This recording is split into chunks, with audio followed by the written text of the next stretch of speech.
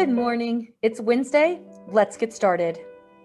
Today, we're going to expand body awareness and spatial perception using mime so that you can create a 2-minute pantomime. The question of the day today is, what fairy tale did you use for yesterday's assignment? I want to know, which one was it? Our agenda for today is tell me your boring things. We had so much fun with it yesterday. I want to know again. They were crazy fun. It's just so interesting to be boring on purpose. I had fun with it. I want to do it again. We will review yesterday's discussion post and look at the 3 pictures that described your fairy tale, see if we can guess what they are. And then we'll do a discussion reflecting on it. So reflecting on how easy it was to understand the tableaus, how easy it was to identify which 3 pictures were which fairy tale, and what made it easier and what made it more difficult. We'll also do the assignment, You Better Work, Pantomime Unit Project. Ooh, we're coming to the end of Pantomime. All right, so let's go to Canvas. On the homepage, you're going to click on Assignments.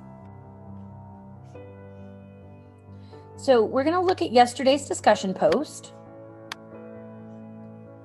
And we're going to look at the pictures and see if we can guess what they are. See if the guesses in the chat were accurate, and talk about maybe why they were or why they weren't accurate.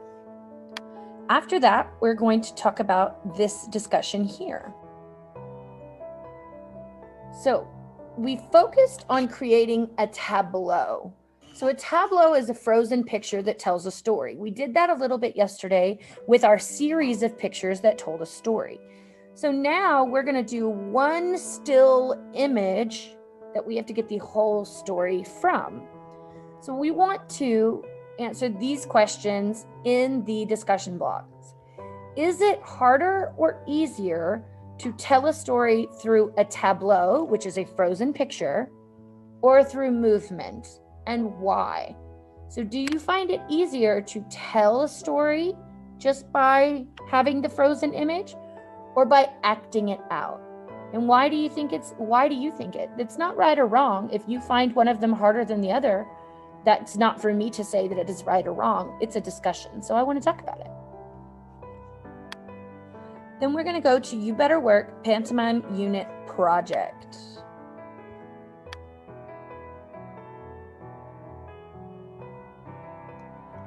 You are going to create a 2-minute pantomime that uses mime, body language, and facial expressions to tell a story. The requirement is that pantomime must have conflict. So think of a simple story that is just doing something like an everyday activity. Maybe you're getting up, eating breakfast, where something is going to go wrong, but you need to fix it, overcome it, and continue with your activities. These are some of the requirements for how you will be graded for this unit project. It is a unit project, so it will be counted as a test grade. This grade will be your first test grade for unit or for quarter 2. So this will not be going on this report card, but it will go on the one in December. Planning the pantomime is very important. It is not like charades in that you're just randomly doing it when you didn't know what you were about to do, so you're kind of improvising it. This is pre-planned. So step 1, you write your story on a piece of paper. Now, the story itself, I'm not going to have you turn into me, but this step will be the most important step for you so that you will easily know what you're doing when you're doing it, and all the other steps will fall into place. So even though I am not collecting the story from step 1, having it is very, very important. So step 2, draw your story. So this is where you are making your images. So you have your story written out, and now you're going to have your little tableaus, your little images that tell each piece of the story.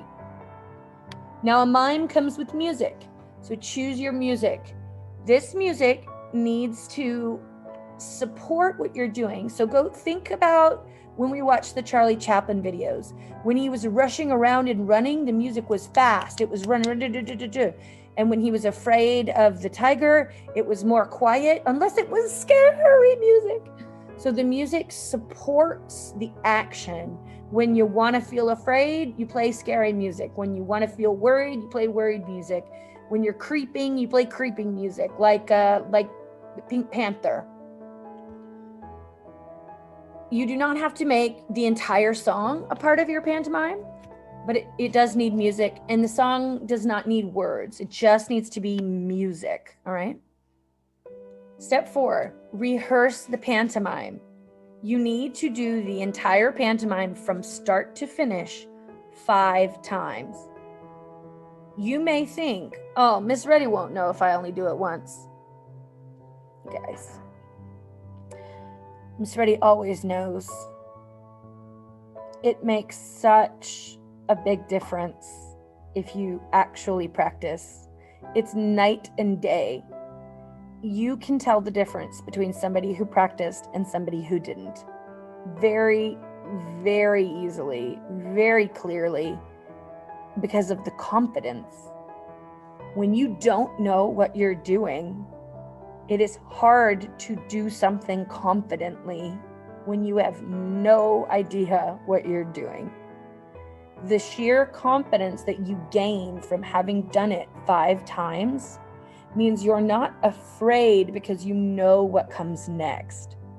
It helps with the stage fright. It helps with the presentation. I always know when you didn't rehearse it.